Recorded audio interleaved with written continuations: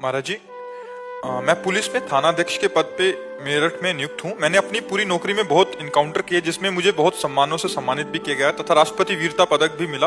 पिछले साल 22 जनवरी को जिस दिन राम मंदिर जी की प्राण प्रतिष्ठा हो रही थी, बदमाशों से मुठभेड़ के दौरान सीने में गोली लगी, मेरी मृत्यु का समाचार भी जारी हो गया था। फिर प्रभु कृपा से मैं बच गया। अब मेरा प्रश्न यह है कि मैं अपने पथ पर ऐसे ही चलता रहूं या बिल्कुल ही प्रभु की शरण में आ जाऊं? मन विचलित रहता है मुझे जब भी समय मिलता है। पता नहीं क्या जीवन की लीला हो और हम इसी सांसारिक धर्म निर्वाह के चक्कर में मनुष्य जीवन का जो मूल कर्तव्य है भगवत प्राप्ति, उससे वंचित हो जाए तो ठीक नहीं है।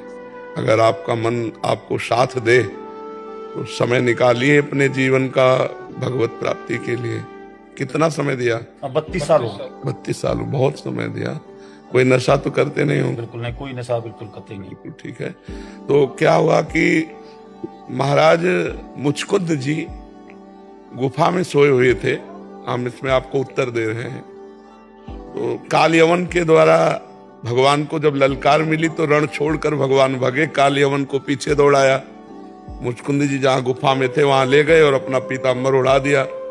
मुचकुंद जी को ये वरदान था कि अगर कोई तुम्हें सोते हुए जगाएगा तो आंख पड़ते ही, दृष्टि पड़ते हुए भस्म हो जाएगा। तो काल यवन ने जाके लात मारा कि यहाँ अपना सोरा मुझे दौड़ा करके हलाया, और लात मारा तो भगवान थे नहीं, वो तो मुचकुंद थे।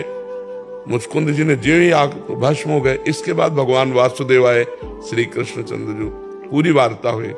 तो भगवत दर्शन का फल होता है भगवान की प्राप्ति। तो भगवान ने कहा मुझे इस जन्म में तुम प्राप्त नहीं कर सकते, क्योंकि तुम राजा हो, तुमने बहुत से वध किए हैं, शिकार आदि में पशुओं के और युद्ध आदि में मनुष्यों के, इसलिए तुम्हें एक जन्म और लेना पड़ेगा और अब तुम ब्रह्म ऋषि कुल में जन्मोगे और मेरा भजन करके मेरे को प्राप्त होगे।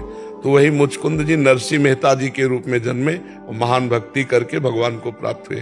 तो हमको चाहिए कि अब थोड़ा समय निकालकर हम भगवान के चरणों में दें, जिससे हमारी जो भी सेवाएं बनी है उसमें जो चूक हुई है वो क्षमा हो जाए, जो पाप हुए हैं वो नष्ट हो जाए, और अगला हम अगर जन्म भी मिले तो ऐसा ही मिले कि मैं देशभक्त बनूं, भगवान का भक्त बनूं।